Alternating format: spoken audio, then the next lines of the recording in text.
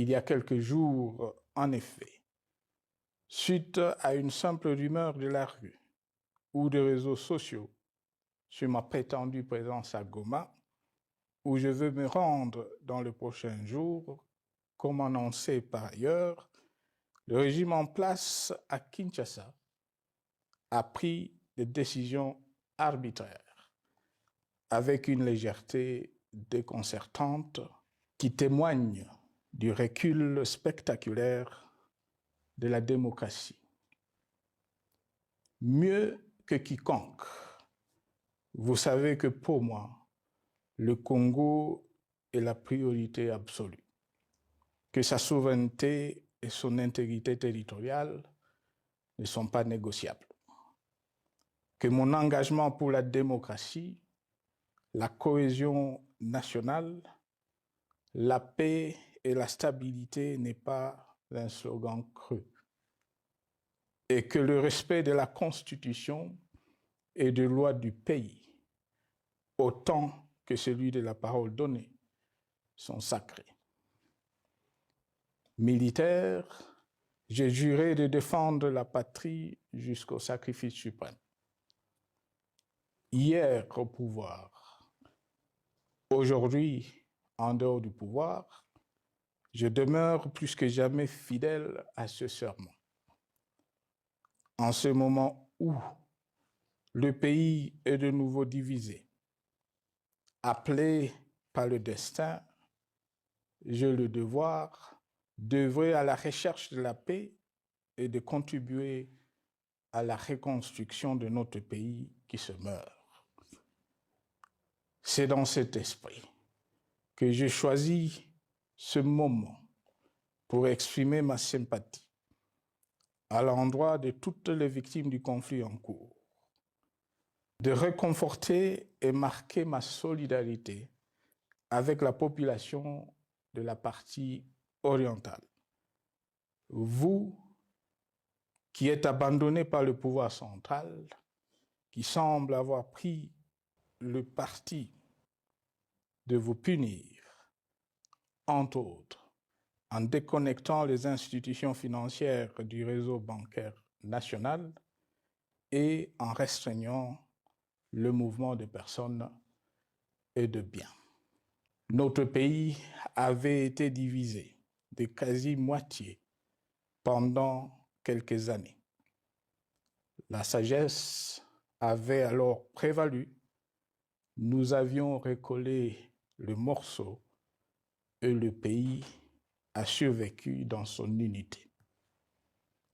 C'est ainsi qu'après quelques années de réflexion sur la crise en cours, après avoir consulté des chefs d'État et des anciens chefs d'État de la région, ainsi que des acteurs politiques et sociaux, nationaux et étrangers, j'ai fait ce jour une proposition qui engage la nation tout entière à un sursaut patriotique pour un pacte citoyen afin de tirer le pays du gouffre.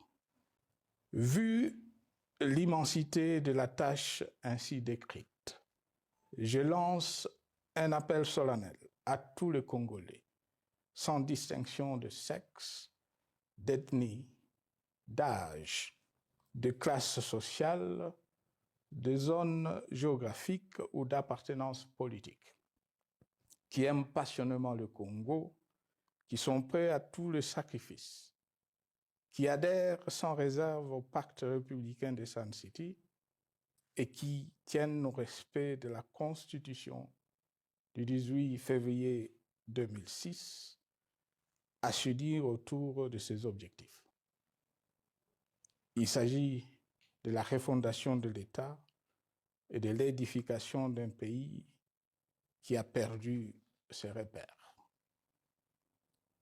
Mobilisons-nous et mettons à profit tous les moyens à notre disposition pour restaurer l'unité nationale, sauver le Congo et préserver son indépendance.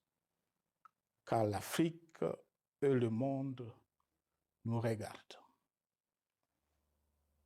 Mes chers compatriotes, Le Congo vaut mieux que la caricature qu'en donnent ses dirigeants actuels.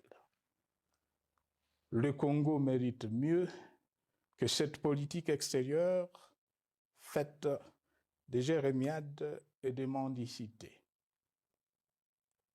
J'ai donc la ferme conviction que le peuple congolais est capable, aujourd'hui comme en 1960, de vaincre le démon de la division, qu'il est capable aujourd'hui, comme au cours de la décennie 90, de vaincre la tyrannie et la tentation du pouvoir absolu, de prendre le dessus sur ce qui nous divise et de mettre fin à la violence armée qui oppose ses enfants.